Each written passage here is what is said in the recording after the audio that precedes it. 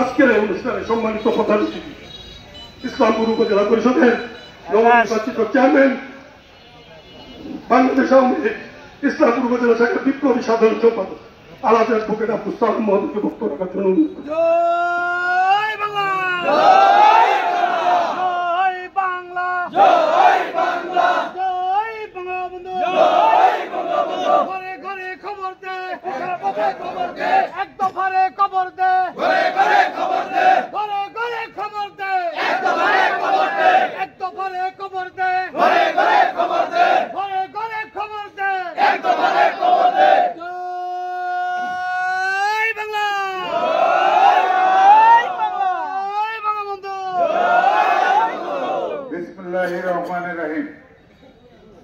বাংলাদেশ আওয়ামী লীগ এবং এর ভাতৃপ্রতিম সহযোগী সংগঠনের সর্বস্তরের নেতাকর্মী ভাই ও বন্ধুগণ, প্রিয় ইসলামপুরবাসী, আপনারা জানেন ছাত্ররা যখন কোটা বিরোধী কোটা বৈষম্যের বিরুদ্ধে আন্দোলন করছিল, মহামান্য হাইকোর্ট যখন ছাত্রদের বিরুদ্ধে রায় দিলেন, ছাত্রদের পক্ষ হয়ে সরকার মানে আওয়ামী লীগ সরকার মহামান্য সুপ্রিম কোর্টের আপিল বিভাগে আপিল করলেন, তাৎক্ষণিকভাবে আপিল করলেন এবং মহামান্য হাইকোর্টের রায় স্থগিত রাখা হলো। ছাত্ররা বলল, না, আমাদের এখনই করতে হবে, 7 দিনের মধ্যে করতে হবে। অ্যাটর্নি জেনারেল মহামান্য সুপ্রিম কোর্টে পিটিশন দিয়ে মামলার তারিখ 1 মাস আগায় এনে রবিবারে ডেট দেওয়া হলো। রবিবারে শুনানি করা হলো। রবিবারে কোটা পদ্ধতি সংস্কার করে মহামান্য সুপ্রিম কোর্ট যুগান্তকারী রায় দিলেন। ছাত্ররা বললেন তখনই তাদের ঘরে ফিরে যাওয়া উচিত ছিল। তারা বললেন, না, আমরা মানি না, গ্যাজেট প্রকাশ করতে হবে। পরের দিনই গ্যাজেট প্রকাশ করা হলো। তারপরে ছাত্ররা কি বলতেছে আপনারা জানেন। এক এক করে তারা এক একটা দাবি বলতেছে, 9টা দাবি উত্থাপন করলো। তাদের সকল দাবি মেনে নিলেন মাননীয় প্রধানমন্ত্রী শেখ হাসিনা। বাংলাদেশের ইতিহাসে কোন আন্দোলন সংগ্রামে যারা নিহত হয়, আপনারা জানেন আজ পর্যন্ত তাদের পরিবারকে কাউকে কোনো ক্ষতিপূরণ দেওয়া হয়নি। কিন্তু এই আন্দোলন সংগ্রামে যারা নিহত হলেন, মাননীয় প্রধানমন্ত্রী 2 দিনের মাথায় তাদের পরিবারকে গণভবনে ডেকে এনে প্রত্যেককে পর্যাপ্ত পরিমাণ ক্ষতিপূরণ দেওয়া হলো। মাননীয় প্রধানমন্ত্রী নিজে তাদের সান্ত্বনা দিলেন।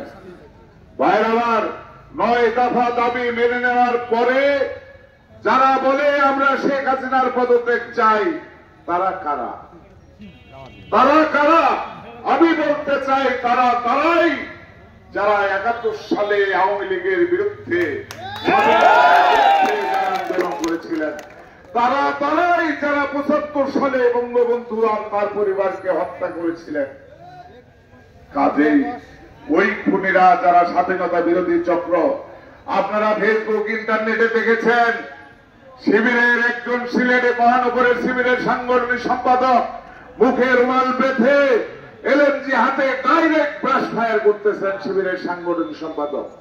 শিবিরের কর্মীরা বোরখা পরে মেয়ে মানুষ সেজে বোরখার নিচে পিস্তল নিয়ে সাধারণ মানুষের প্রতি গুলি চালাচ্ছেন। শিবিরের কর্মীরা বিভিন্ন কলেজের আইডেন্টি কার্ড বানাইয়া, জাল করে বানাইয়া তারা অছাত্রদের মাঝে বিতরণ করতেছেন।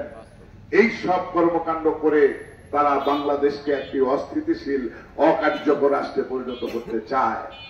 ভাইরা আমার, গত 16 বছরে বঙ্গবন্ধু 71-এ যে স্বপ্ন দেখিয়ে বাংলাদেশের মানুষকে রাজনৈতিক মুক্তি দিয়েছিলেন, আর গত 16 বছরে বঙ্গবন্ধু কন্যা জননেত্রী শেখ হাসিনা সেই বাংলার মানুষকে অর্থনৈতিক মুক্তি দেওয়ার পথে যখন দ্রুত গতিতে আগাইয়া যাচ্ছেন।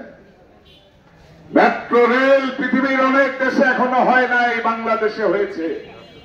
বাংলাদেশের নিজস্ব টাকায় পদ্মা সেতু হয়েছে। সারা বাংলাদেশের কথা বাদ দিলাম, আমার ইসলামপুরে ব্রহ্মপুত্র নদীর উপরে ফরিদুর হক খান দুলালের নেতৃত্বে 2টি ব্রিজ হয়েছে। আজকে সেই ব্রিজের উপর দিয়ে হেঁটে এসে গাইবান্ধা নাকি ইসলামপুরের রাজধানী, নাপিতের চর নাকি ইসলামপুরের রাজধানী, ওই রাজধানীর থেকে বঙ্গবন্ধু কন্যা শেখ হাসিনার টাকায় নির্মিত ব্রিজের উপর দিয়ে লাঠি নিয়ে এসে আওয়ামী লীগের কর্মীদের মারতে চায়। আজকে তারা ঘোষণা করে ইসলামপুরে কোনো যানবাহন চলবে না, দোকানপাট চলবে না।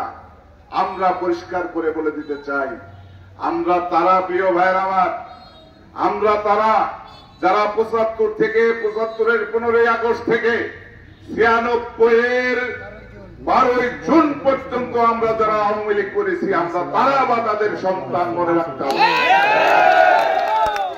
ভাইয়ের আমার, আমাদের মৃত্যু হয় নাই, আমাদের পূর্বপুরুষের রক্ত আমাদের ধমনীত প্রবাহিত। আমরা আছি, আমরা ছিলাম, আমরা থাকবো।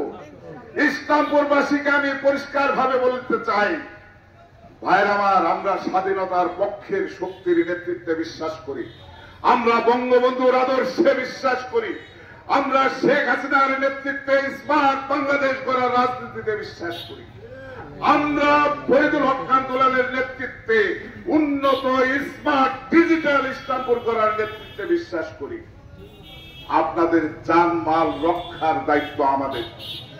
বাংলাদেশ আওয়ামী লীগ ভাতৃপ্রতিম সহযোগী সংগঠনের একজন কর্মী জীবিত থাকতে ইসলামপুরে কোন সাধারণ মানুষের সরকারি সম্পত্তির কোন ক্ষতি হতে দেওয়া হবে না।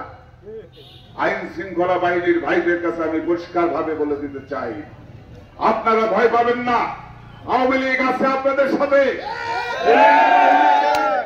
পুলিশ ভাইদের আমি পরিষ্কার করে বলতে চাই, 1971 সালের 25শে মার্চের কালো রাত্রিতে ওই পাকিস্তানি বাহিনী কিন্তু প্রথমে রাজারবাগ পুলিশ লাইনে আর ইপিআরে হামলা করে শত শত পুলিশ সদস্যকে হত্যা করেছিল। তখন থেকে রাজারবাগ থেকে আমাদের স্বাধীনতা আন্দোলনের শুরু হয়েছিল। আপনারা সেই পুলিশ বাহিনীর গর্বিত সদস্য। আপনাদের কাছে পরিষ্কার বলতে চাই, আপনারা একজন পুলিশ আহত হওয়ার আগে আমার আওয়ামী লীগের 5 জন কর্মী আহত হবে, করবেন না। আমরা আপনাদের পাশে আছি। ভাইরা আমার, আপনারা আপনাদের সমর্থন চাই। আমরা কি অন্যায় করেছি বলেন আপনারা? শেখ হাসিনা কি দোষ করেছে? দেশটাকে ভিক্ষুকের জাতির থেকে আজকে উন্নত বাংলাদেশে রূপান্তরিত করেছে, দেশটাকে আজ চোখে পড়ার মতো উন্নয়ন করেছে। বাংলাদেশে আজ ভিক্ষুকের জাতির অবদান নাই। এরই কি শেখ হাসিনার দোষ? দেশের উন্নয়ন করে কি শেখ হাসিনার দোষ? আওয়ামী লীগ এবং প্রত্যেক সহযোগী সংগঠনের সর্বস্তরের নেতা কর্মীদের ভাইদের কাছে আমার নির্দেশ, দয়া করে এই তথাকথিত আন্দোলনের নামে স্বাধীনতা বিরোধী চক্র যতদিন মাঠে থাকবে ততদিন আমাদেরকে 24 ঘন্টা সতর্ক থাকতে হবে। যে কোনো মূল্যে এদেরকে প্রতিহত করতে হবে। 71 সালে পরাজিত হয়েছে, 75 সালে আমার জাতির পিতাকে হত্যা করেছিল। 21 বছর আন্দোলন করে আবার আমরা ক্ষমতায় আসতে সমর্থ হয়েছিলাম।